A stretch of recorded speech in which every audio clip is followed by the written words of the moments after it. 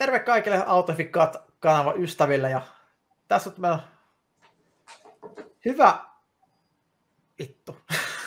Hyvä vittu. I'm sorry, I don't think finish.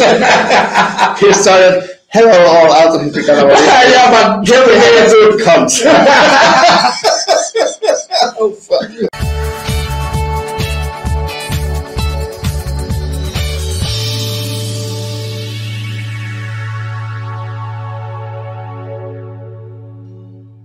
Morjes kaikille Autofic-ystäville ja tervetuloa Autofic-kanavalle.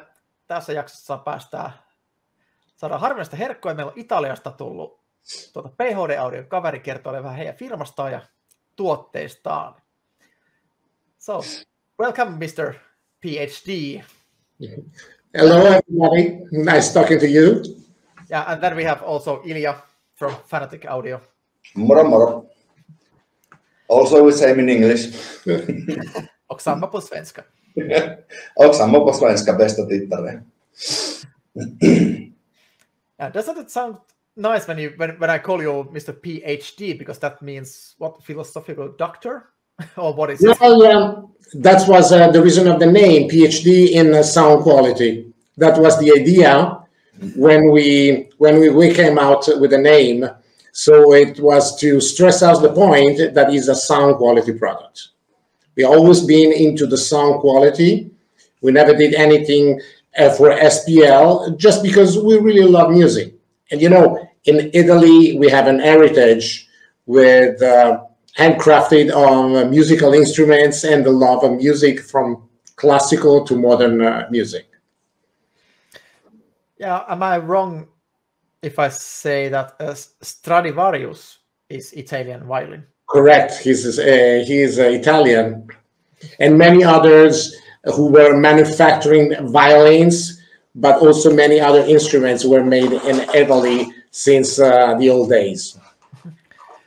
And that's a fun fact. There's a Finnish metal band called Stratovarius. Oh, that's fine. So there's a wordplay. Yeah. From Stratocaster and the famous violin. Yeah, Strato probably is coming from Stradivarius. Yeah, and Fender has the Stratocaster model guitar. Yes. A famous one. So, you still didn't tell us your name. My name is Giorgio Cappagli, but just call me Giorgio. Everybody knows me in that way. Yeah, that's Giorgio from PhD. Yes, that's right. So, I haven't been familiar with PhD products earlier before I heard the product or the brand when Ilja started to sell it at Fanatic Audio, and short after that, I was able to do a review of the product amongst other around 200 euro components. Mm-hmm. So, and that time I was quite impressed with it. I'm glad you were.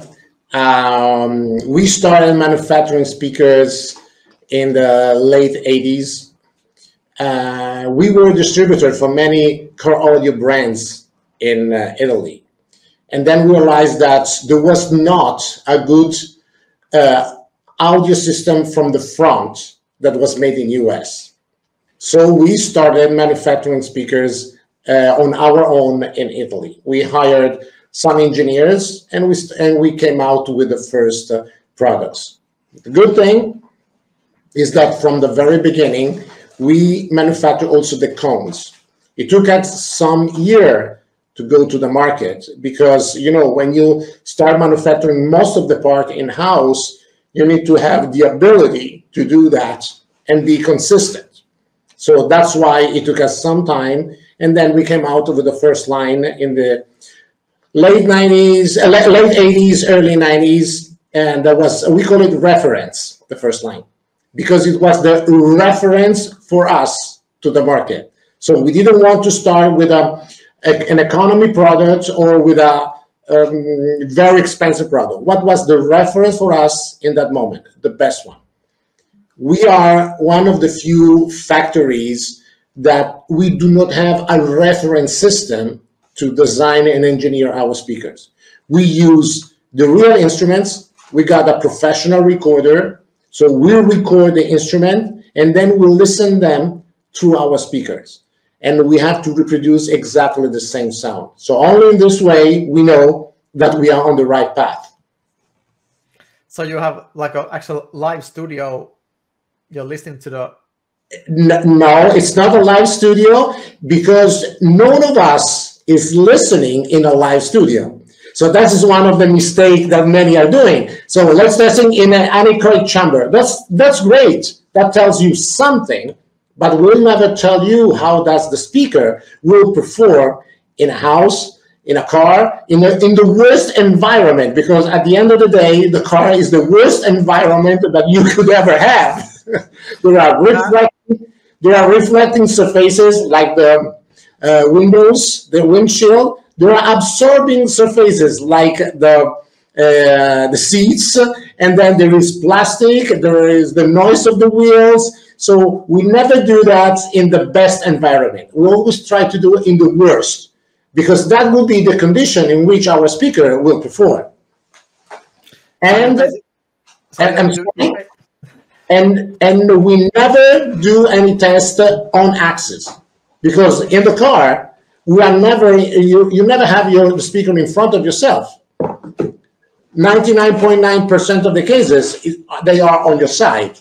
So that's why it's very important to have off-axis tests and listening tests. Now, I was just wondering, what is your actual reference if you say that you record real instruments? You mean which recording are we are using? Well, yeah, we can take that one. We are using a TEAC professional recorder, and we have AKG microphones to record the instruments. And with the instruments, we got drums, we got guitars, everything acoustic, and then we have some plays by synthesizer, just the frequency that are used to get played by the present club music, pop music, that there are some frequencies that are very hard to reproduce.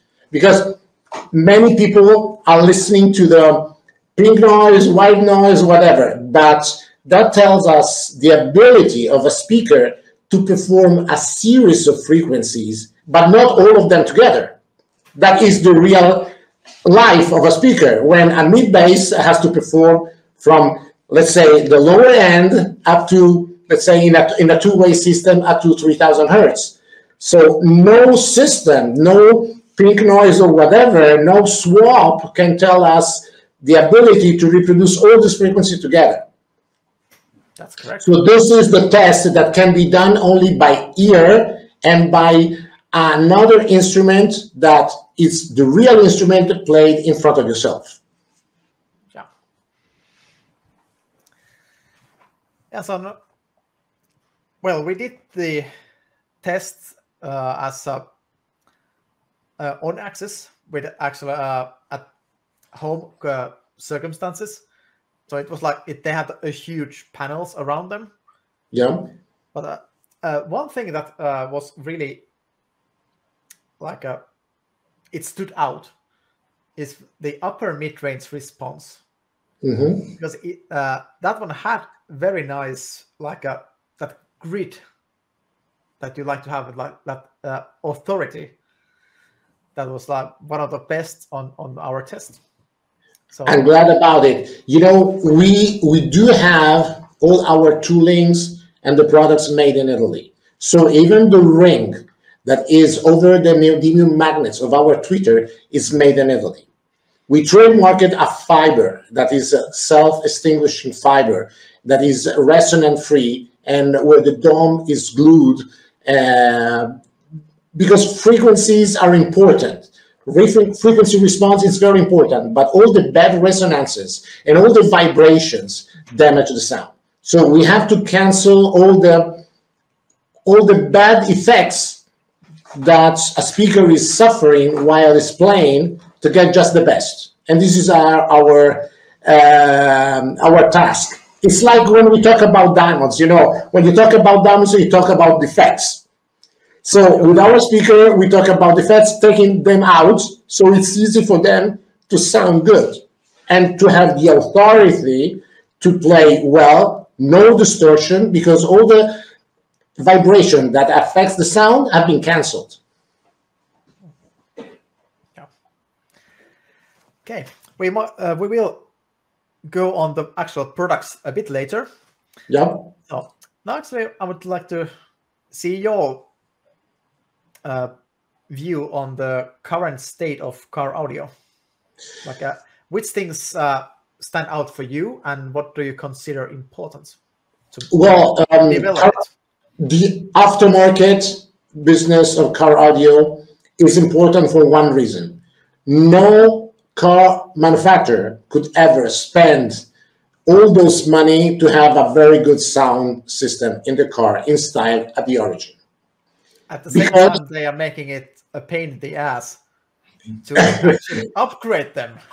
Well, many are trying, but the cost of an aftermarket sound system most of the time is due to very good positioning of the system, installation, custom installation, and isolation, dampening material. So it's made out of many things, better cables, and so on, that a car manufacturer sometimes cannot invest, because there is the request of good sound, but the efforts they have to make, it's very big. What I've seen is, and I've been talking with, for example, in the US, they see the market of premium aftermarket car audio increasing, because it's increasing the time we spend in the car. So it has to be quality time if you want to enjoy long waiting, long driving from your home to the office, or when traveling around a country. And this happened already in many countries, also in Asia. Thailand, for example, is the first example, where the traffic jams are the daily routine of every worker. But there, car audio and the aftermarket high quality car audio is really a must. So what I can see is like a continuous increase of the market of the top quality products, because the products that are very similar to the standard, what is offered by the car manufacturer, have no sense to exist, because the difference will be limited. So I think the market of the car audio is moving towards the upper end to make the users and the lovers of music more happy, and to have a completely different results from what they have from their original sound system. Yeah, we've seen that, because we have one guy in our team who lives in Indonesia, Tom Hietaharju, if you know the name. No, maybe I know his face, because I know many people in Asia. I've been there many times. We got distributors in Indonesia. We got distributor in most of the countries, but I'm very bad with memories with names, so I'm sorry about that. Yeah, I think like Nordic car audio, something like that. I don't remember. No way. Yeah, well, but what he has told us is that the Asian scene it's very different from the European scene, and especially compared to the Finnish scene, because they have like they have car audio shops almost in every corner in the city. That's true. It's like we have kebab houses. Correct. That's like, and they actually the shops are competing against each other there. Well, here, especially Finland, people build their systems by their own.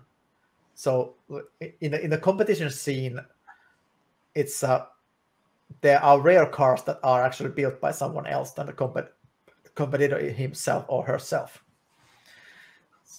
And what I think, it's also pretty much the same thing in Middle Europe as well. Am I correct? Well, in in Europe, there are many people who like to do it yourself. But because they are lovers and they have the skills or they want to learn. In Asia, but also in the US, many do not want to invest their time in having the system done. They rather prefer to go to a professional, do the system, and go out happy. Yeah, that is one way to do it. Yeah. And what I heard about US, it's still a very tough thing that you find a reputable one who is actually skillful to do it, because there's a lot of those who really can't do it. There are many that are doing the incredible installations. Same as in Asia. Some of them, they can do things that you never think it's possible. And others are just doing the regular stuff. But the life and the business of those who are doing special things is increasing every day, because they are completely different from what is the standard or what the standard in each car of every day. So it's an investment because you need to have very good products. It's an investment because you need to have very good skill, very good tools to make it happen. But it's an investment for the future. Yeah, definitely. Yeah, one thing I still got from the OEM systems, and some things that are creating obstacles for aftermarket car audio, is actually the signal path, and that you're getting the signal out, because they have a lot of, they may have factory EQ, all pass filters, maybe some delays, noise cancellation, and you are trying to. I agree with you. I want to tell you something that has been a physics doctor at the university was teaching me about sound. Just think about, you are on the shore of a lake, okay? And you throw one stone in the water, and you see circles that are growing from the center where you throw the stone and are going in this way. Then you throw two stones, and you see still regular circles that are similar to the sound waves that are moving. Now, just think to throw 10 or 20 stones like the OEM, and just imagine the mess of the waves when the waves of one stone is touching the waves of the other stone. Okay, now we need all the system to fix this problem. So my point, our attitude is just throw few stones inside the water, but the stones has to be smooth, perfect, and very well thrown. This means that if you put some good speakers, there is no interferences from one to the other. They cover a wide range of frequency. They do not disturb each other, so you do not need huge crossover, DSP, that will affect the sound in a bad way, because those have just to correct the sound. Same as a bigger crossover. When I see a bigger crossover, it says, well, the speaker probably have a lot of problems, because a speaker itself has to be designed to perform naturally. So this is our attitude. I know it's completely different from many others, but more pieces, it's more trouble. And this is the physics that tell us. It's not me. Because when there is the interferences of one wave to the other, that is chaos, that is distortion, that is not clear music. Yeah, I was referring more to the actual signal that the head units are given to us, that we need to process it to make it clean first. Yeah, you have to take it out, clean signal. Yeah, getting clean signal is it can be a real problem. That's why I always tell people, if they are buying new cars, that if you want to upgrade it, take the lowest level audio system. Correct. I totally agree with you. Also because if you check in the cards, when they sell the sound system, They sell the system with, okay, I sell you the system with 16 speakers. It's not making any sense, 16 speakers inside a car. Yeah. And what the kind of problem you're going to have?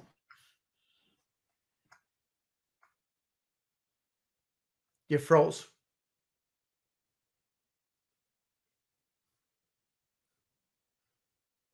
Frozen is the princess. Hello? We have to... Toimiiko nyt?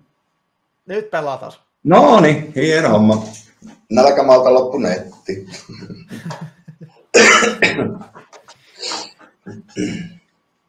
Yeah, so I was about to say when they tell us they have 16 speakers, but they don't specify which speakers they are. First. And second, I would be in trouble to justify 16 speaker inside a car. We have been approached by car manufacturer.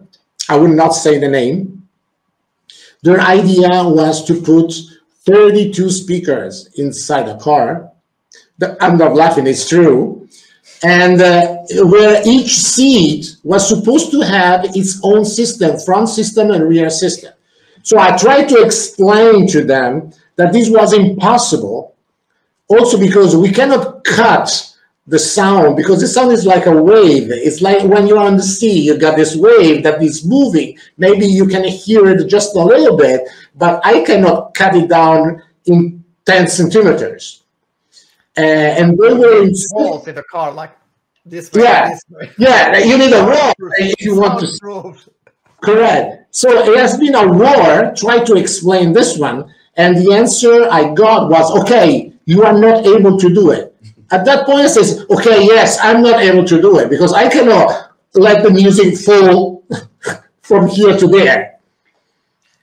And but this one, sometimes it's the approach of the car industry, where they are big specialists when we're talking about cars, but they do not know much about sound. And they want to sell numbers. The more speakers, the better. Correct. A little bit like more watts, the better. And if you notice also, the car speakers that you get from the factory, most of them are economy speaker, but installed and used in a way which they maximize the cheap speaker at its best. But a cheap speaker is a cheap speaker. I'm used to say they're compared with a blanket. You got a blanket, you can put it here or there, but the blanket has its limits. So or you cover your head or you cover your feet. So it's just decide what you want to cover. Or if you have one blanket for you and your wife or whatever you have, even dogs, cats, that's possible that. Yeah. And you try to share it. Yeah. And always the other takes it away. Yes, correct. It's not out of your body. Yeah. Yeah, and then we are going to tell. Actually, I've done this twice for a car audio. A car salesman. Okay. Okay, show me the best. Yeah, this one. This is a great. The 13 speakers and so on. Then like when it's the good parts going on, I don't hear the good sound yet. Not even the premium car audio sets. Like the best one I've heard so far is Volvo's Bowered Wilkins set. It has a nice tonal balance, but of course it's not an open stage. But the tonal balance is pretty good, so it sounds fresh, but it's not accurate. Then there is one big problem. If you notice, all the sound system in the cars, if you go to the maximum volume, okay, you never have the dynamic you could have from aftermarket. Why? Because they have to set up the volume control for an amateur, for someone who doesn't know anything about audio, that doesn't know when it's distorting. Instead, with the aftermarket, it's like driving a Ferrari. I give you a Ferrari that can go to 300 kilometers per hour, but you need to know how to handle, because otherwise you smash yourself against the wall. but the performance of the aftermarket is like having a sound system without having the limits of the standard system, because the standard system will never have the dynamic. It will be like dead music, because they have to stay within a limit where the maximum power in total power of the system, there is no distortion and no bad effect to the speakers. Yeah. And that is reasonable, of course, because that is not made to make the drivers happy. That is not to get a problem back to the dealer. Says, I broke my car audio system. Instead, if you go to a professional where installed you a Lamborghini or a Ferrari audio system and teach you how to drive it, you will enjoy the sound. Yes. And that is unlimited pleasure out of that system, because the dynamic of a standard system is within the boundaries of working 24 hours a day, full volume, without distortion, without breaking anything. Yes, and the most common thing I hear about people who don't know car audio, and if they come to listen to a car, and they say, they always like, there's no distortion. That's their definition of good, that there's no distortion. For us, that's a starting point. And what I'm used to say, 1 watt of distorted power makes more damages than 500 watts of pure power. Because when you go to the square wave, you're in trouble. The speakers are in trouble. All the system is in trouble. But if you know how to push the system to the limits, it's like driving a Ferrari. You need to be reactive. You need to be a good driver. And you need to know how to handle. But what kind of pleasure you can get from a Ferrari or from an aftermarket audio system, that when you know how to play it and what are the limits. But this is in a fraction of the price of a premium sound system as well. Yeah, also because the price of a premium sound system from the factory could be even higher than an excellent aftermarket system. So, as you said correctly, buy the cheapest one and get one aftermarket. That will be much better. Yeah, let's say how much, for example, the Burmeister for a Mercedes, that was like more than 10,000 euros. What do you do with 10,000 euros? Even, yeah, after if you know what to do, but even if you take it to the skillful shop, yeah, 10,000, you make a great system. Correct. That's like, I always say it like about, if you put 3,000 euros and you know what to do, you will top every single premium sound system that can cost. I totally agree. To me, there is the need to explain this to the users, because they think that buying BMW and BMW sound system is better. It's like, why BMW doesn't manufacture tires and go to Michelin or Goodyear? Because they cannot be expert in everything. So same as for the sound system. It's the logical market where you need to get the expert for the car. Buy BMW, buy Audi, buy Mercedes, buy whatever you like it. But when it comes to sound, it cannot be supplied by the company that is very good doing cars. It's better to talk and making reference to someone who is very good to do installation and professional products. Yeah, then another thing that is again against us, though I've noticed a little improvement there, and that's the speaker locations. Yeah, there are some hideous solutions, like maybe one of the worst one is by Skoda, that they use speakers directed in your ass. They're in a rear of your front doors. Why? Well, I don't know if you remember, in a certain period, there was a manufacturer, I will not say the name, who was pointing the speakers in the door. Okay, they were in the door, but not towards the listener, but they were in this way. So if the speaker is towards the ground of the car, what kind of image can I have? But probably it was cheaper to put the plastic in that way, to place the speaker in that way, so they did it. And they're doing right.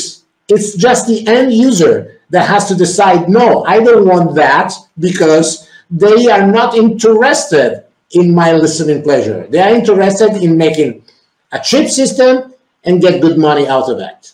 Not to have any problem when manufacturing the car and have the sound system. As you probably remember, in the old days, the navigation system from the factory had a cost of 4,000, 6,000 euros. What's the cost of a navigation system now? I don't know, I had it in stock. No, sorry, I don't have the cheapest one, but I have the middle one. Okay. Originally. Well, the original one, and then also the original one were not even the most reliable. I have had Samurai premium cars where the navigation system was not working, but I paid for it 6,000 euros because it was mandatory. It wasn't the optional, was mandatory. So I had nothing to do but getting it. So, to my surprise, that car, yeah. it had the amplified system, so it had a separate amplifier.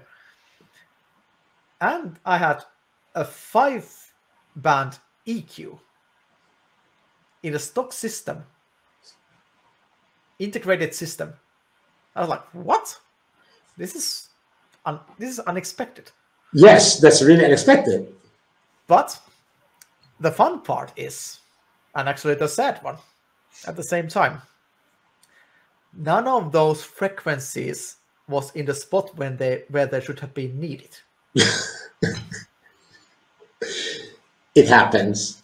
It happens. Yeah, I took the RTM measurement of the car and then I look at the frequencies because it was a graphic equalizer, and I was like, this is useless. Yes, I agree with you. But again, it's made to attract the end user to say, oh, look at that, I've got the equalizer, so you can set up the system. But the frequency, to know which frequency you have to adjust, you need to be an expert. Yes. And that's where we can get to the, for the future side, like what do you see the car audio scene is facing towards? To me, the future is just for quality. As I said before, I don't think that if the sound system in a car provided by the manufacturer costs 100 and sounds for 10, I need to give to the end user a system that sounds for as a 30. It has to sound 3 times better. Because if I have to spend money to get a 12 or a 15, I will not spend money. So my suggestion is use a few products, but of very high quality. High quality, I don't want to say brands, because as long as the high quality is making noise in the market. So no matter if it's my brand, another brand, but high quality. And the high quality will always make a promotion, an advertisement to the good quality of a product. If you are installing something that is very close to the original sound system, maybe the user will have a perception that is buying a bigger one, a better one. But if at the end of the day, the results is very similar, or the improvement doesn't worth the money invested, we have a boomerang effect. So I don't want boomerang effect. I want happy customers with a good sound in the car, no matter what is the brand, because it's creating noise, it's creating market, it's creating happiness. Yeah, and so that's where comes the part that when we have, usually when people upgrade speakers, like now we are talking about speakers, you manufacture them. Yeah. Mainly I understood it's only speakers. Okay. Yeah. So we have certain challenges. First of all, we are in the car. Yes. And as stated, like 99% of people, they install the speakers in the OEM location, especially the mid bass or mid range. And usually that's in the lower part of the door. Yeah. With some exceptions, like Mercedes, they have it in the firewall. Yes. It's Yeah, right. Excellent location. So that is where we have obstacles to get the good sound. So, and that's something you have to tackle. That we have and most of them, they want them like hidden, that they don't be seen. We need to fit the speaker in the same place. Yeah. And keep tweeters small so they can fit behind the OEM places. And that's actually surprisingly narrow sometimes. Yeah. But so you have some kind of insight from the acoustical side that what we need to what do you need to think about when you are make installation? Okay. No, I mean creating the speaker to fit that application. The first thing, as I'm telling you, is acoustic is an empirical science, meaning that you need to make tests. Why I'm telling you that? I don't know if you remember in the 90s, there were the Mercedes E-Class and the Mercedes CE that was exactly like the Mercedes E-Class, but 2 doors instead of 4. But just the size of the cockpit, the size of the interior and everything, even if you're installing 2 systems, one exactly like the other, they had a different sound. Why? Reflections, positioning. So the best solution I can suggest is making a test. Then you have to consider it this way. Why all the home audio manufacturers are using wood or MDF for their speakers? Because the speaker sounds better on wood, on MDF. So if you have a chance, forget about the factory location, and at least for the mid bass, use a board of wood or MDF, because that one will increase the control of the speakers incredibly. And that one is the first suggestion I'm giving you. Second point is the distances sometimes are fixed with a DSP. I have nothing against the DSP, but since I'm coming from an old generation, I love passive crossovers. Sometimes it's enough to invert the phase of one tweeter out of the other just to get the scene perfect. My personal choice is I rather prefer not a perfect scene, not a perfect sound stage, but natural. Because when you feel the music, you need to be excited. You need to perceive emotion. Sometimes when you are in a concert, you are in that little corner in one side and you are not in the center of the stage, but you love it because you get the emotion. So my point is, get the emotion, forget about the technical specification. For example, flatline. Okay, flatline is something nice, but did you ever try the excitement of a flat line compared to a line that is not flat? Because the flat line comes out of the pink noise. Are you listening to pink noise when you listen to your music? No. So you need to get a system that probably is not so flat, not so linear, but gives you excitement. Where does the excitement come from? From the detail of a voice, from a detail of a string of a guitar, from the depth of a bass, from all these frequencies, not just one frequency that gives you enjoyment and pleasure. So the skill of the installer and the skill of the manufacturer is to manufacture a speaker where you can get this emotion.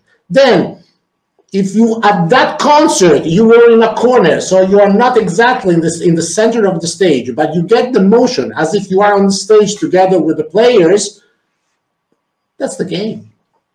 not all of us, we have to win a competition where there is the need of objective standards, and that's true. I mean, I'm nothing against that. That's true. I mean, okay, you have to show me the RTA that you are able to do a flat line. For sure, the quality of the competitors in the competition is so high that sometimes you need to have some tricks to block the not expert competitors. But when it comes in every day, I make you an example. It's more exciting a woman completely naked or a woman that is dressed properly and in a nice way. Probably it's more exciting the woman that is dressed properly rather than the woman completely naked, because the woman completely naked is revealing already everything. So we do not have to reveal everything. We have to create the emotion. So a nice dress, whatever if it's a woman or a man, it's much better than a person that is completely naked. Yeah, so I totally get that. And yeah, I was more referring to like a manufacturer's point of view when you are designing the speaker that is used at this way. Yes. I can still see that you really encourage people to do the custom installation if they can or want. So, and I totally agree. Because but there, my word, hey, I will say something. Half an hour in, and now you can get in your. Yeah, I think PhD speakers actually are an answer to the challenge Mikko said, because they are built to be listened off axis. So from the start, they are built to car, not to listen it on axis like this, but off axis like they are in the car. So I have noticed many times when doing installations that the sound they give off axis installed is pretty much different to everybody else. And then most of our speakers have, talking about the mid basses, have the mechanical cut and roll off, meaning we'll limit the speaker already from the factory. They do not need a crossover to control them. You need a crossover if you don't want, if you want to keep a certain frequency at a certain level, depending where the speaker is installed. But they do not need a crossover to work properly because they already have a mechanical roll-off and mechanical cut. Yeah, and there comes. Actually, there's a. What I figure out that two like main things when we are trying to combine the mid bass to a wideband or auto tweeter or mid range. So, to my experience in a car, okay, mid bass is always the pain in the ass. Always. Yes. In a way or another, there's no perfect. I haven't seen it yet or heard, but we can do pretty good from, let's say, 50 to 200 hertz. We have some issues there depending on the car size and shape, but there are always an issue between those measures of the car that create those things. And after 200 hertz, we see a dip mostly in the passenger side, a bigger dip than the driver's side. So that's one thing to tackle. That it's actually a kind of weird that we are still that many cars trying to do that with a two-way, with normal a mid-bass, mid-range, and a tweeter. That's one thing, and that's why I always prefer a three-way, because I can have a mid-range that is capable of playing the 200 hertz, so I can integrate them. That's one point. And then another one is in the mid-range area and the tweeter area. Usually I hear 1 kilohertz in the driver's side has a huge dip. Yeah. And there's almost nothing, again, you can do about it. But I think, and I noticed in the PhD and some other speakers in the test, like ESP 2.6K, because these ones didn't have a separate crossover for the mid bass, but the others had. And then around 2.4K, wherever the Twitter high pass filter is located, we might face phasing issue. And it may work in the speakers that if you just test them like Twitter here, mid bass here, it can work. Correct. But you put it in a car, where one is here and one is far away from the other one, and the distance is different. Yes. Of course, again, we face the actual shape of the car. Of where is the location? No. So I understand it's always a compromise, but the speakers without the low pass filter for the mid range, they seemed integrating better in the tweeter than those one that had. Mostly, as I told you before, mostly it depends on which car, what is the distance. Every case has its own scenario. So I rather, if I have to give a suggestion, is try.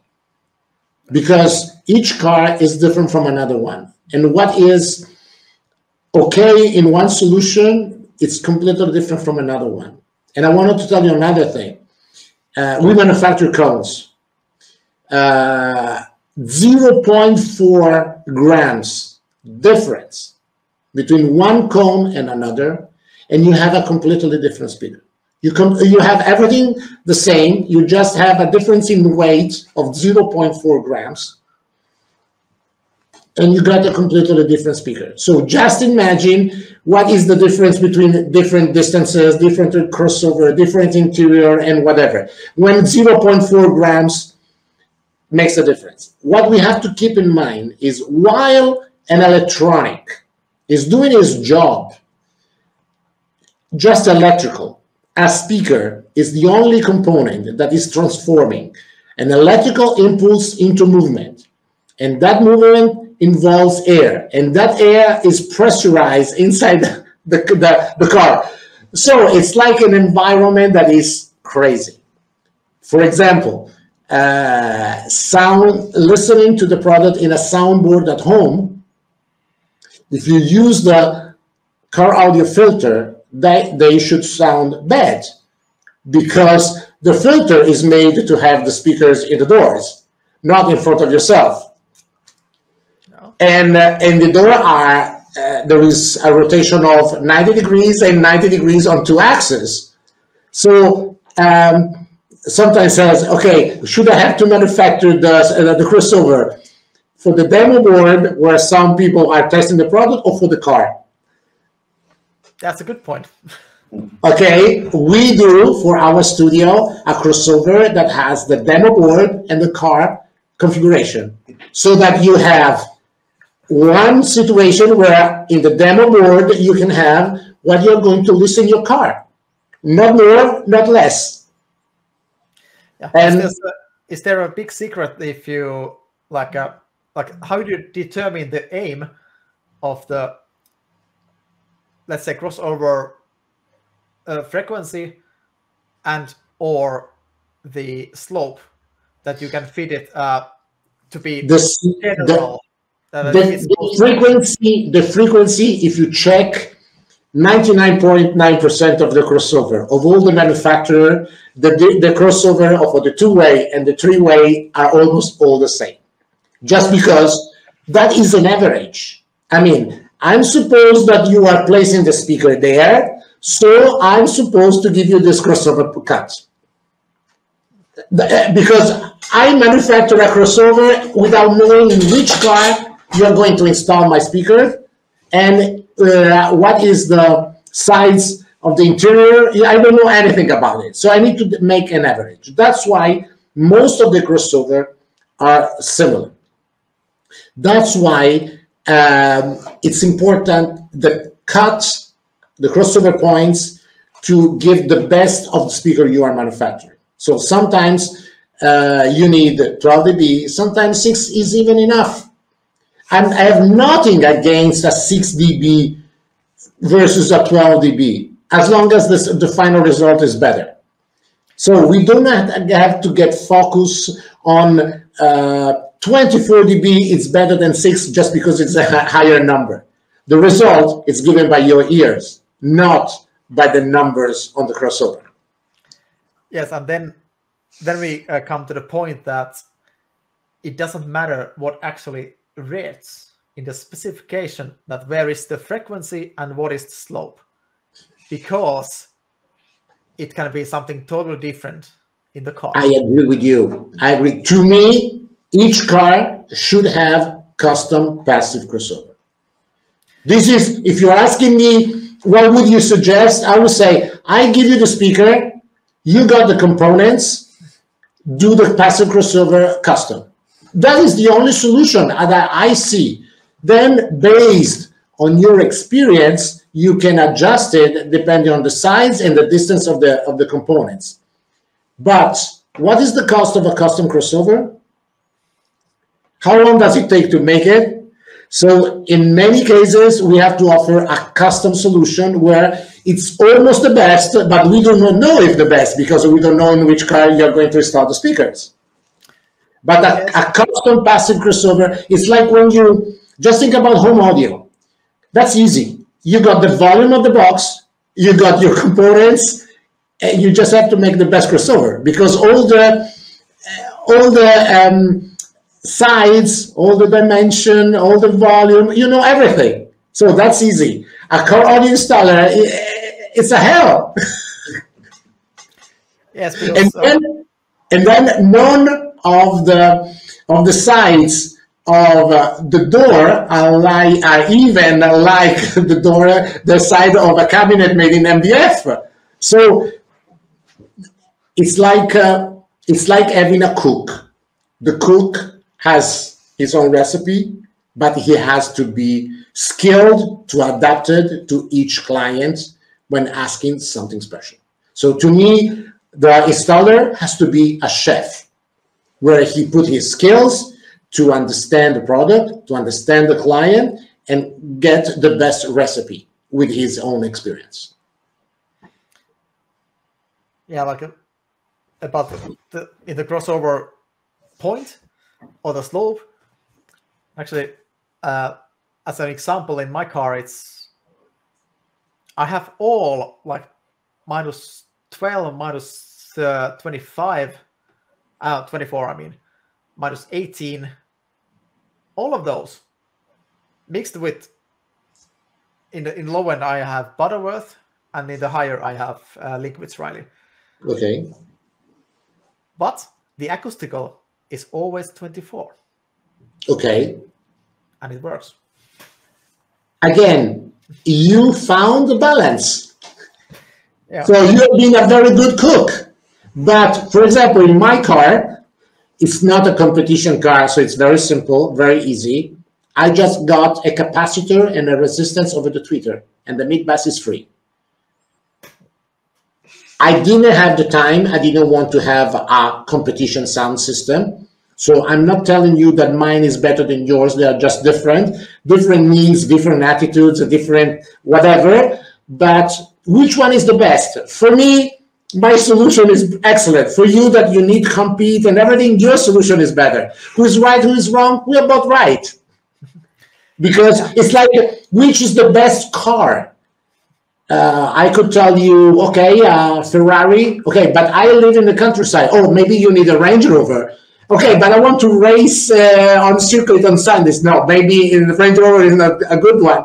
So each of us, like for the cars, there are many different classes. The SUV, if you need a lot of room, the sport cars, or the convertible, or whatever. Same is for the sound system. You need to create the recipe to make your client happy. And there's a funny story actually from my friend, a good reference for this. Yeah. One of his friends has quite a lot of money, and he owns a Ferrari, but then he also bought a BMW. Mm-hmm.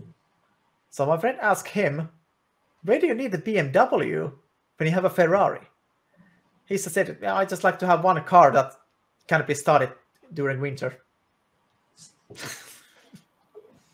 You see, there is not a perfect car. I own two Alfa Romeo 4C. I don't know if you ever had the chance to drive it. One, I like it because that car is trying to kill me at every corner.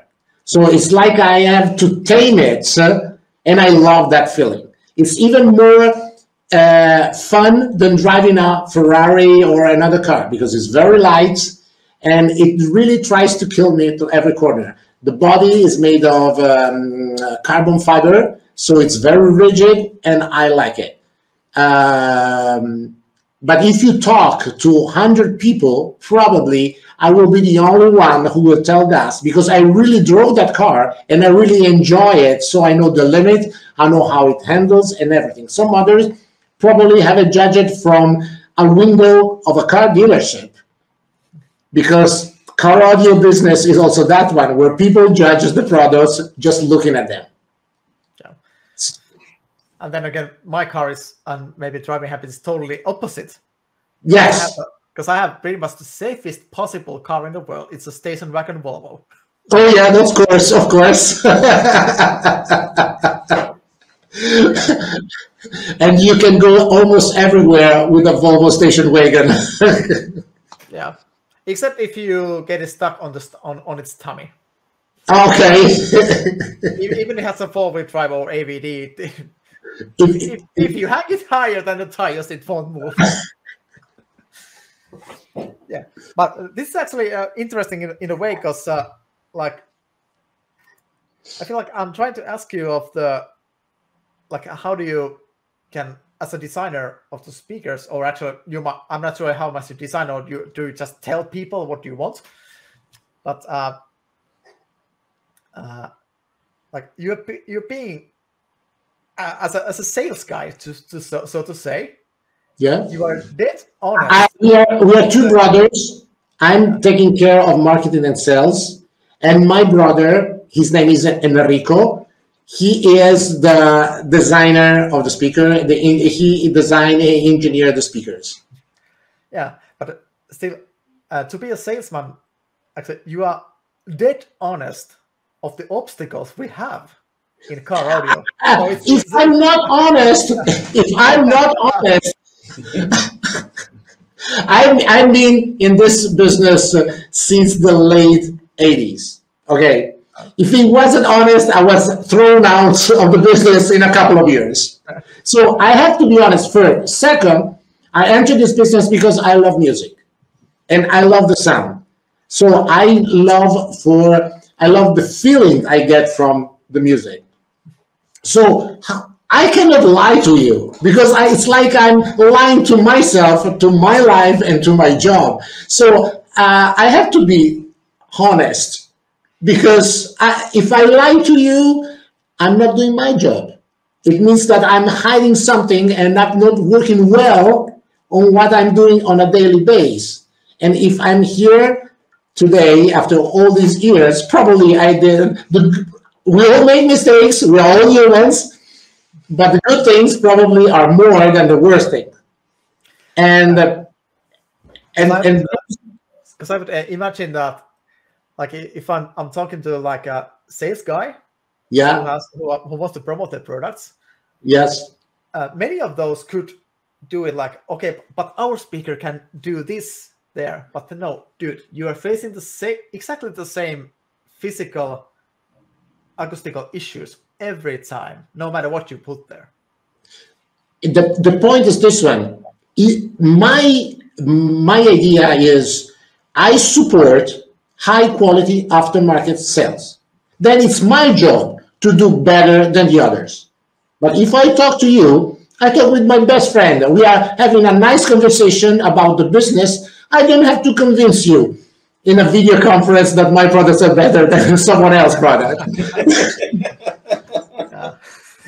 So it's better get a system, listen to it, you decide. Because if I start trying to push you my products, it's like he's an idiot. So get your ears judging for yourself. And then you will see, I support high quality aftermarket products, no matter which is the brand, because I'm sure that I can be a big part of that market. Then if someone else is better than me, I have to look at what they're doing, learn, and try to do better. This is the only way, because otherwise we are all Chinese, where we copy, and then at the end, when you copy something, you do not have the inner concept of that product, because when you copy, you don't know how the other one got to that point. So that's why we make innovation. That's why we put new materials. That's why we put new ideas. That's why we put new cones and whatever, because we do our own path, our own way. Then you decide if it's better or not compared to the others. But again, today the conversation with you is not to convince you that my product is better. Today the conversation with you is aftermarket has to be of high quality, and I am a representative of a high quality aftermarket. Let's talk about the market. Yeah. And then also as a actual user of the product, me. Yeah. I obviously also need to pick the product that fits my application. That is something that many people in the scene, they don't understand. Like, because they think, okay, that's a nice speaker. I buy that one. Thank you. But does it fit my application? This actually happened to me, kind of. Because I was talking about with one of our co-workers. I'm not co-worker. What is the word? Co-worker, affiliate, partner? Partner. Okay. Our partner company of this channel. Okay. I was talking to them about certain speakers that I was really keen on to try. I have done a research that, okay, I stated, okay, that one should fit my purpose, what I'm going to do. That was not in their dealership. I mean, they sell it, but they don't import it. Okay. So, but they asked me if I would like to look at this other brand, a really, really high quality brand, and high quality product line, very known to the world. Okay. And they could give me about the same price. Okay, I'll see. I look at the specs. I already saw that this won't be the best in my application. There's no profit for me to take it, even because you're not having any improvement, let's say, in that way. Or actually, it might perform bad. Yeah.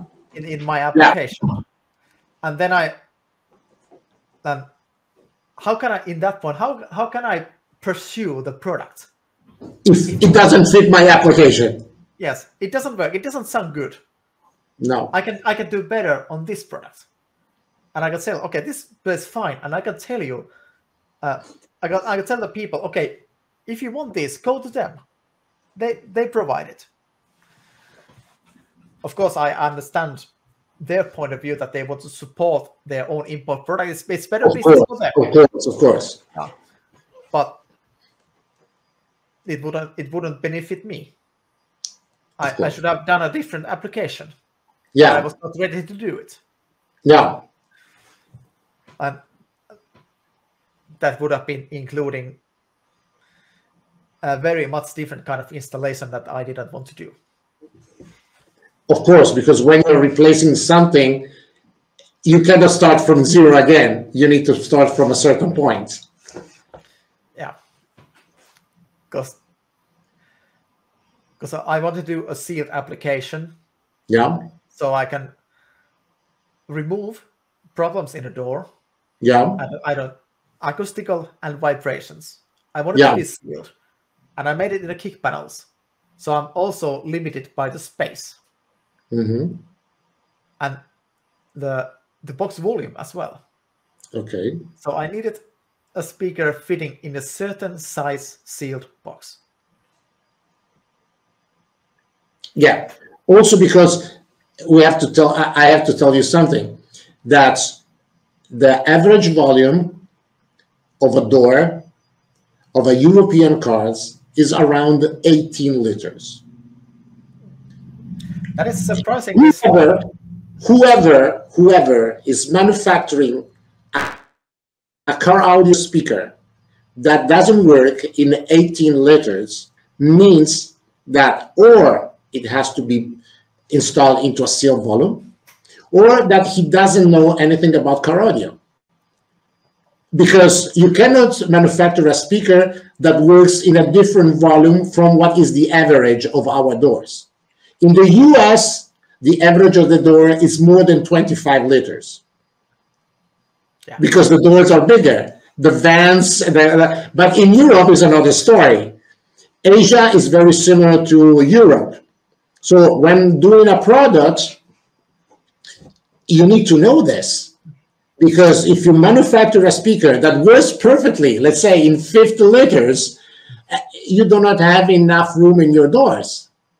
Or if it works very well in 8 liters, it means that you cannot generate compression inside the door. Then, of course, as we said before, if you can create a sealed volume as if you are at home in wood and all the rest, that is the perfect situation, of course. Yes. Completely agree. So then we can take, I know Ilja took one certain speaker with him. Yeah, he's stressing the point of one speaker. Ilja, please. I just love it. That's because it's so unique. So you can tell more about it. Okay, so this one is what we call the WNT. WNT because it has an attitude. It has an attitude of woofer, tweeter, and mid-range. It's not a mid-range, even if it's at 2.5 inches, but it has the attitude of a woofer. It has the attitude of a mid-range and of a tweeter. This works from 200 hertz up to 21 kilohertz. It has just 1 inch depth of installation, so it's very easy to install even on pillars, and it has a very wide off-axis response thanks to the dual cone on top. It has a very powerful neodymium magnet that lift it up. I've got the assistant. Yeah, I've got something to do here. Yeah, I have a very, very powerful neodymium magnet because this needs a lot of power because it needs to be controlled. In our factory, we take 6 seconds just to magnetize each speaker because each magnet is like a glass of water that you have to fill it up with power. If you got 6 seconds, you got a lot of time to fill it up to the maximum. If you have just 1 second or even less, you just splash it inside, open to put inside as much water as you can. But with fine tuning, we give to this one the maximum power that we can get with the minimum size. Because we have to remember that making speakers to be installed in a car, we have to ease the job to the installer. It would have been easier for me to make this one bigger like this. But then I have to talk to him and convince him to install it. This one can be installed easily, and the sound is amazing for the details, for the reproduction. This one is something that, let's say, we made it. This is one of our innovations. But again, I don't want to tell you how it sounds. You have to test it. I don't want to convince you with words. I want to convince you with the sound. That is same thing happened every time when we were starting cooperation. I asked him if this is better for this solution or this is better for this solution. Answer is always the same. Try them all and tell me. So we had to do a lot of work to find out ourselves how they work, what works best in what situation. And I think it's in last almost 30 years I've been doing this for profession that might have been the most educational 6 months period. When we tested every single speaker we got in different enclosures, in different positions with different combinations. It was very fun. And you know what the funny thing is? He made the test. Then he started questioning me. I notice this, why, and I have to answer. And this is, and he said, correct. So he's checking me, actually. I'm not checking him. and this is one of the reasons of our friendship and partnership. I mean, every other time he said, well, wait, I will ask Enrico. Yeah, so when I don't know something, I don't like to talk if I don't know something. Yeah. And I really love that. If I do not know something, I just like to say it, I don't know this, but I can try to find out. And he just replied the same, I do not know, I will ask Enrico because he made the speaker. So. Yeah, because if I tell you something wrong and you prove it that I'm wrong, you'll never believe me anymore. Yeah. So if I don't know something, says, Ilja, I don't know. Let me ask Enrico and I will be back to you. Because I don't want to, most of the sales, the people in the sales, they are liars. Just because they want to give front answers fast, very fast to sell. I don't care for the sell. I'm here to build a market. I'm here to build the market with him. We became very good friends. You cannot believe me. You cannot believe how many text messages we exchanged during the day, not just during the week, during the day. But it's a pleasure because we are talking about everyday life. We are talking about business. We're talking about sound. We talk about everything. This is the partnership. This is what I want. This is what I need to grow together. He passed me his needs, says, I would need this. And then I go to my brother, says, hey, Ilja told me that this, says, okay, let me work on it. And we are working on it on something. He passed us also some suggestion. We try them. He has a great experience on the ground. And we are brainstorming together. And it's a perfect combination. I flew over. I was very happy to fly over here. So we could share in person ideas. And we started talking about everything. And we are never in silence. I don't know if it's my fault or if it's his fault, but well, always, yeah. I can tell you, you are at the moment, I think you are in Kajaani. Yeah. Yes. That's the place that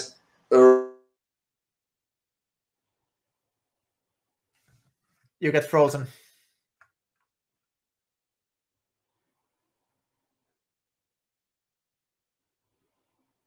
Kukkuu. No, nyt tuli takaisin. Okay. When I boarded in Rome, they asked me, Finnair asked me, what is your final destination? Kajaani. And the previous one, Helsinki. Ah, okay, that's fine. They didn't even know about the Kajaani was existing. And when I was waiting him at the airport, I saw pictures. Oh, it's a propeller plane. I sent him the pictures of propeller plane. Yeah, there's pretty much no use for but it doesn't fit in Kajaani airfield. Yeah, that's right. But it's fine. I mean, I'm not scared of flying. I'm used to say I'm never scared of flying. I'm scared to fall down. So as long as we fly, everything is okay. Yeah, and I was about to say that if you said that nobody there is silent, because I think that region of Finland is one of the most talkative possible. Really? So it's his fault. No, it's a region. Okay, that's fine. That's fine. I was like Savo, Kainuu, especially the whole eastern Finland. Okay, so they are talkative. Okay. Yeah, and there's one thing. I don't know how is this going to between Kajaani, Kainuu, or the southern part of. From you, it's called Savo or Savonian in English, I think. That in Savo, it's in your listeners' responsibility. Yeah. When someone is talking to you. Yeah. And that's where I am a hybrid. My roots are in Savo. Me myself, I was born in Helsinki and I'm living in Kainuu. So you never know what you get. My father is American, my mother is Italian, and there is a very nice combination because they call me in the business the Swiss Italian because I like to be precise with a Latin attitude.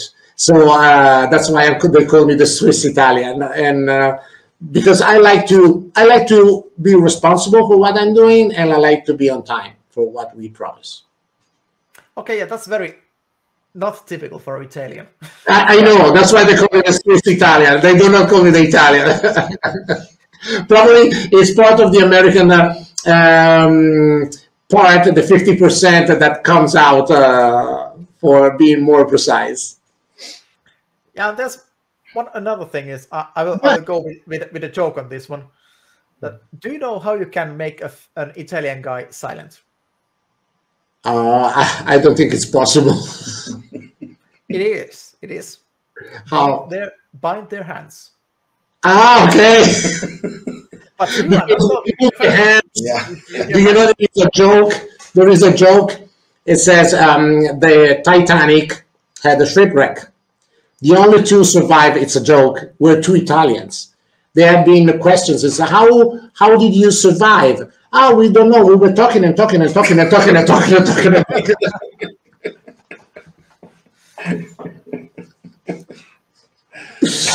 I actually had on my mother's side. She had a relative, maybe 1-2 generations.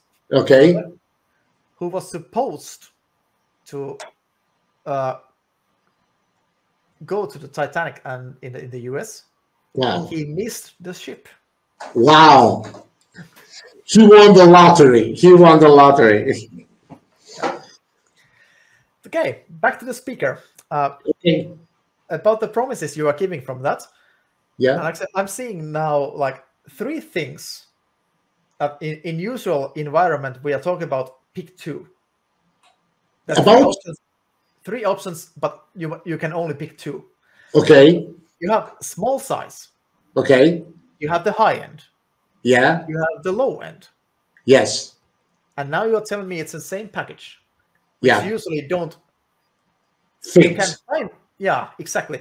Because like there are really, really rare speakers in the world who can do this actually. And yeah. Actually, there are a lot of things that they don't even promise it. Yeah. Usually we face we can make like if it goes till 200, yeah, we can play maybe at 10K. Yeah. That can be promised rather easily. Yeah. Then you can, but those are normally 3-4 inch drivers. Yeah. And then you have those 2 or 2.5. Yeah. They promise 2.5. Yeah. They promise around maybe 500 till 20K. 221K. Yeah. And now you're telling me this. So I can, yeah. So but I'm not telling him. He's telling that. Yeah. Yes, because I have installed several of those. I have those in my own car, and I have no shame to say it does what it says. So I'm not telling it. He's doing that. So blame on him. So you're like, that's what it took us 3 years to come out with this one. And the basket is ours. One of the things that is very unique to PHD, you have had in your hands. As you notice from this one, that the air that is passing by in between the legs is always the same. So there is not a connector in the middle, because the cone is a piston going up and down. If on the side I have a connector, it's creating a compression, and the cone, instead of being very vertical, it will go this way because it has a pressure to press down the air. So all our speakers do not have a connection. So in this way, the air is going in and out perfect on the 360 degrees of the speaker. We did it on purpose, of course. I'm not saying that we are the only one, but we are one of the few that with all our speakers have unobstructed areas where the air can flow. So in this way, the cone is perfectly vertical. Perfectly vertical is no distortion. Perfectly vertical means not strained frequencies. When you know what you're doing, it's easy. But you need to have your own tooling. That is our resources, where our money goes, because we invested in tooling. Because if you buy just a speaker where you buy parts from the market, you will never have this kind of solutions. Yeah. And this is what we are doing. Okay. We got toolings for everything, from the tweeters 2.5, 3, 4, 5, 6.5, 6x9, 8, 10, 12, and 15. Yeah. Now, again, I'm curious of the installation that it fits. Of course, naturally, we have a small size and it's low. I mean, it's shallow. Yeah. Yeah. So that is quite easy to integrate pretty much everywhere. We can use the pillar, sails. Correct. Correct. And then this one can virtually play with 0 volume behind. So you don't need to create a volume behind of it. But again, I don't want to talk about my product. Test it. Because I'm really curious on this specific WTM. What was it? That is a very. It took us several years to make it, but because we have to design it from 0. So we have to design the basket, we have to design the pull pieces, we have to design the cone, the dual cone, and everything. Even the design of the dual cone, there is something that is unique on this one, but I will not tell you. So you are gonna get it, you will test it, then you will come out with a complaint on the speaker, and then we will talk about your complaint. I'm sure you will come out with a complaint, but I'm not going to tell you what will be your complaint. But I know already that you are going to complain something, and I will tell you why the complaint is a quality and not a problem. But you're going to complain for something. You say, hey, this is a, and you will say something. Well, actually, this speaker is the reason I contacted you, because I saw this online and thought that if it does even close what it says, I just have to have them. This was the main reason I contacted you in the first place, and not disappointed.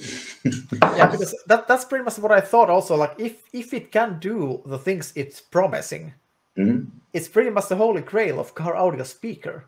Yes, but also because it's easy to install. Because if I make a huge basket behind it, it's not so magic like this one. Because this one you can throw it everywhere.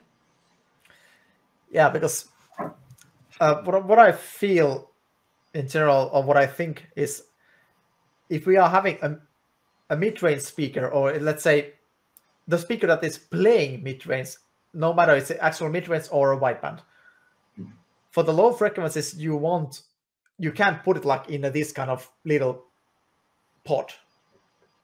Because well, in some way you can. So I'm not going to tell you anything. I want you to try.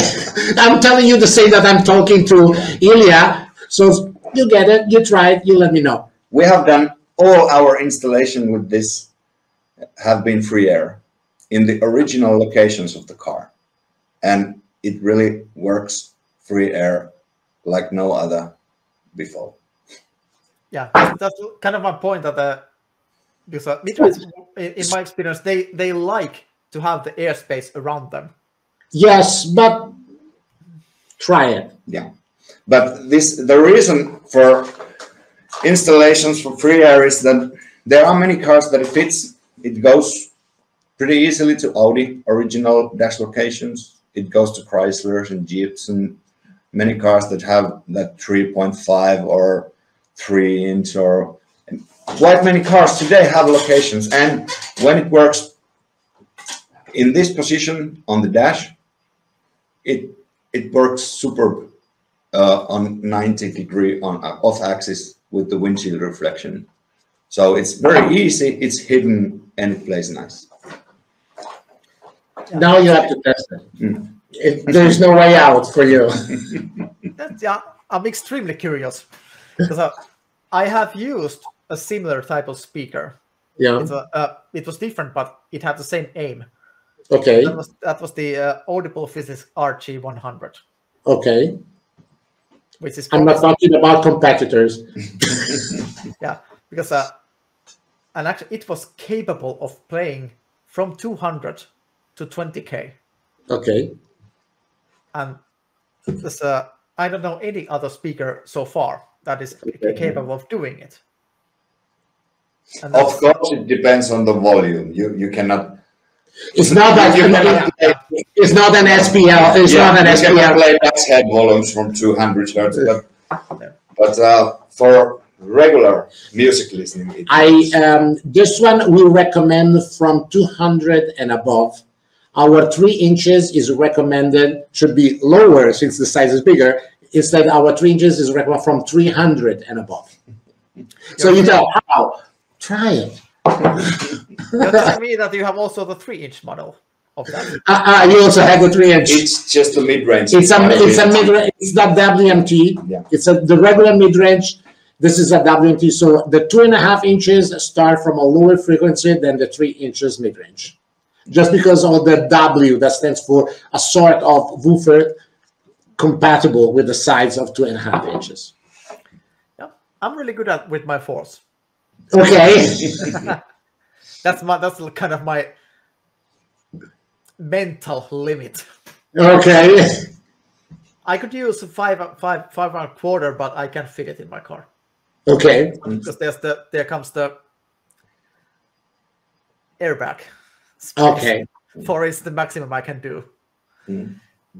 Because I want to blast that thing if I can. So don't blast it, please. It's a puppy. Yeah. But you can just track the crossover higher. Then yes, just of course. And hoping the mid bass can follow along as high. Yeah, because with this one you need to have a very fast mid bass because many mid basses are not so fast to stay behind this one.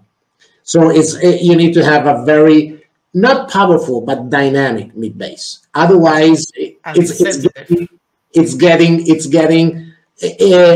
late. So you need to have something that is very reactive, very dynamic. Is to have when we try certain frequency, we use. I don't know if you're used to it. We got some to get the impression and to check the slew rate of the speaker. We do it with the very old Tällä CDs. I don't know if you ever heard about that. That's a CD. Doesn't ring a bell. Okay, it's a Tällä, TELARC.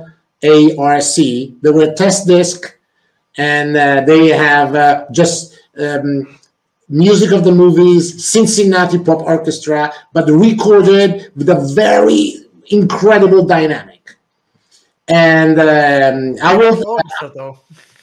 You should check them. I will pass some titles and some pictures to Ilja, so you will get them. And there is one CD that is called Chiller because it's about scary movie music, and it's fine because some slew rate of the music it's incredible, and if the speaker are picking up and can do that, reproduce that one without getting bad music, that will perform well. Yeah, and actually I'm a huge fan of cinematic music as well. Okay, so just get the Tällä Chiller. Yeah, like composers like Hans Zimmer, of course. Okay. John Williams and John Williams, yes. Howard Shore.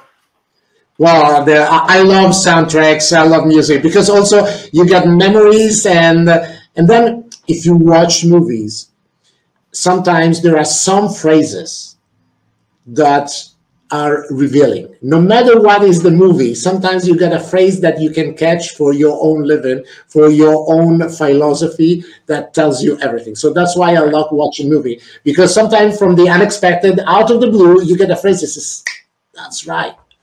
And that's nice. Yeah, I can come up with a lot of them already. So I like that kind of movie music, or even really much a lover of metal. Okay. But what's the best ever possible combination? You can combine them. Yeah. Well, we do have some, when we do the listening test, we are using some tracks since forever. And we are using a GRP Diane Shure by design. We use Depeche Mode, Hello, and Enjoy the Silence. We use Assassin Tango of Mr. and Mrs. Smith soundtrack. And we are using Christina Aguilera, Walk Away. These are the song we are using to meditate. And recently for dynamic, we added ERS. There is the Bloody Mary, that's a Lady Gaga song. It's just instrumental, but it has a dynamic that is incredible and has the frequency that is usually performed by the beat bass. So you get the feeling out of that on how fast is the mid bass and how is the response. So this is not to test the quality, but to test the response of the tweeter out of different kind of music. Yeah. There's one other thing we forgot to mention here, the price of that speaker. Oh, the price of the speaker is, he knows. It's 300 euros per pair. It's 300. That's really affordable. Yeah, I think so too. Because especially for that kind of speaker, which is we manufacture speakers to be enjoyed, not to be watched in a window.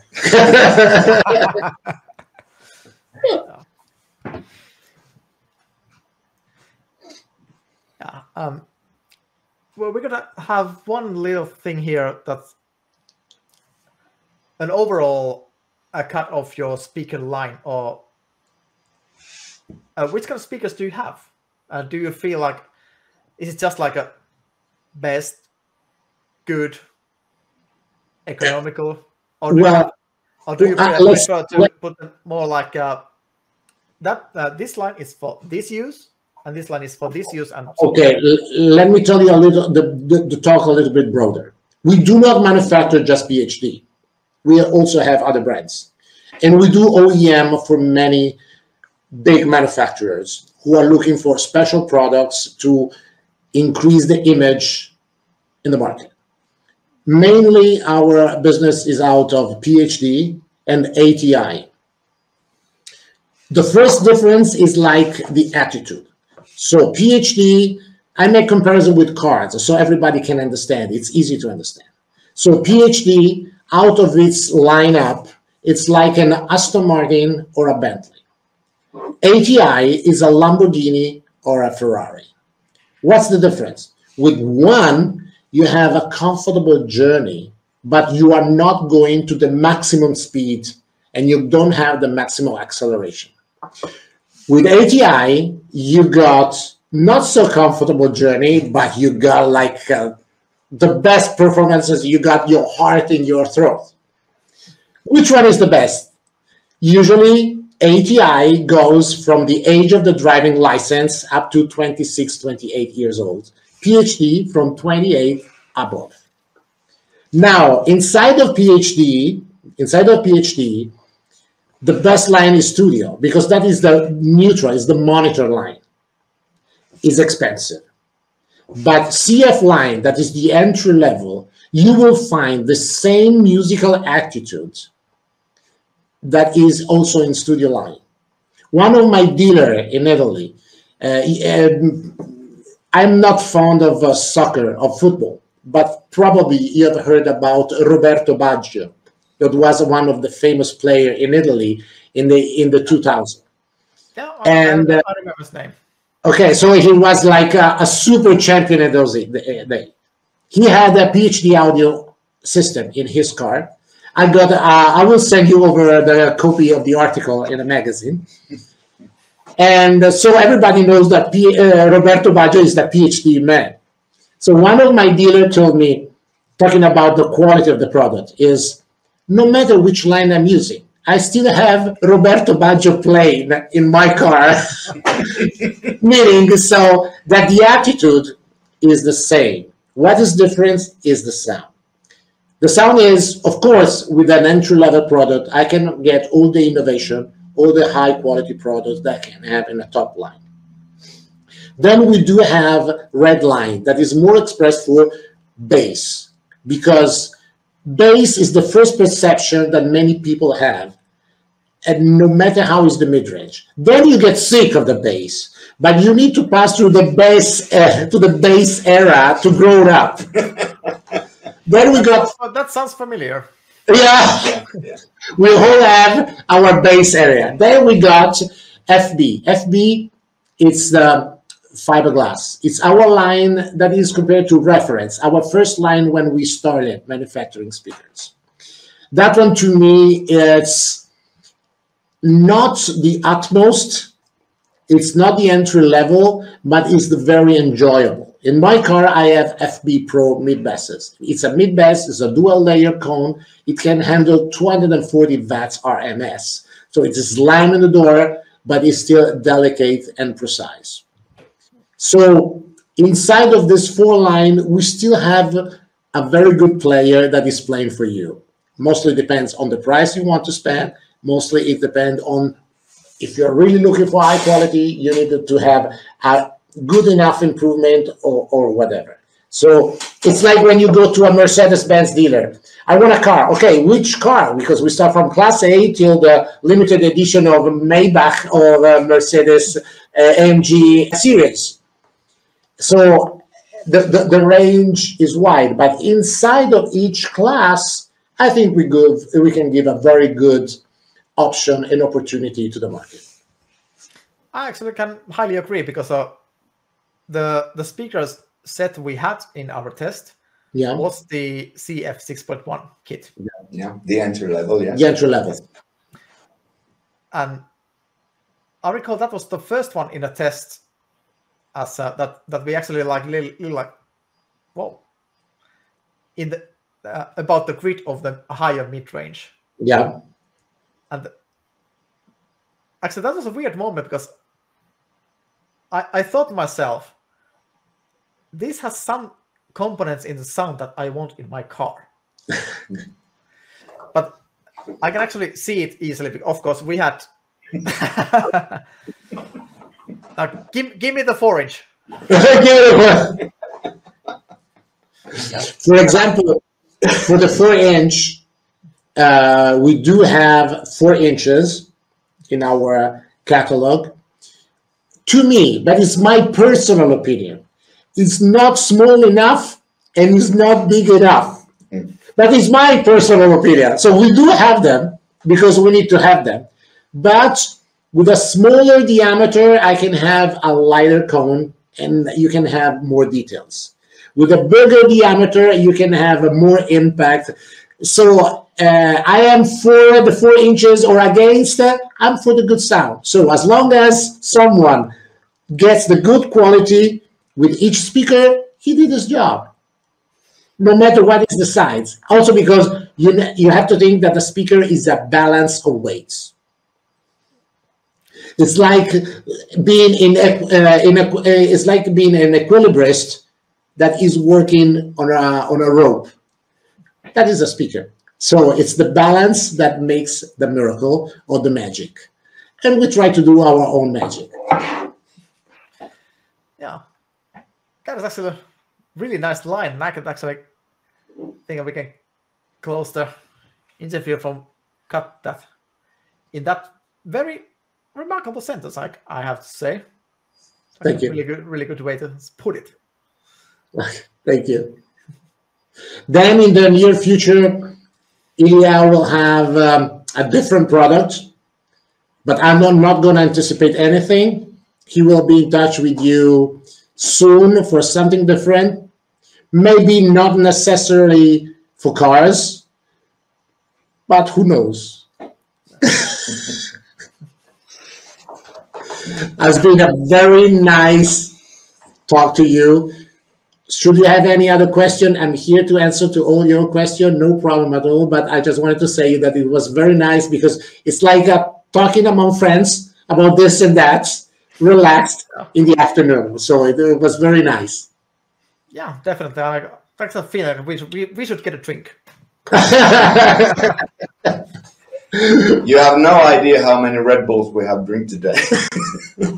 Okay, now that explains some things. I'm not shaking. I'm not shaking. I promise. I'm not shaking. I'm not shaking. Yeah, as for all the spectators we have, I haven't drank the original, but it's the okay non-alcoholic version. It's actually better than the normal one. Okay. I disagree. I think the black one is the best. I can drink the black one and this one, but not the middle one. Yeah. Yeah. Okay. So really nice to have you here, and actually it's nice to see that I agree a lot on your opinions of the installation car audio world or whatever. Thank you. Like that's what I said. Like I feel like you're being dead honest of the obstacles we are facing. I'm always. I have to be. No. I cannot lie. We all know what are the obstacles. We all know what are the problems. Who's not honest, he's hiding something. Yes. So I will cut here the interview and thank you a lot of your time. Thank you to you. Thank you very much. It's been a great pleasure, and we definitely have a drink sooner or later together. Yeah, maybe in Salzburg. Maybe in Salzburg. That's fine. Okay, deal. Next year. Okay. Bye bye. Thank you. Bye bye. And you can get the speakers from Ilja and at Fanatic Audion.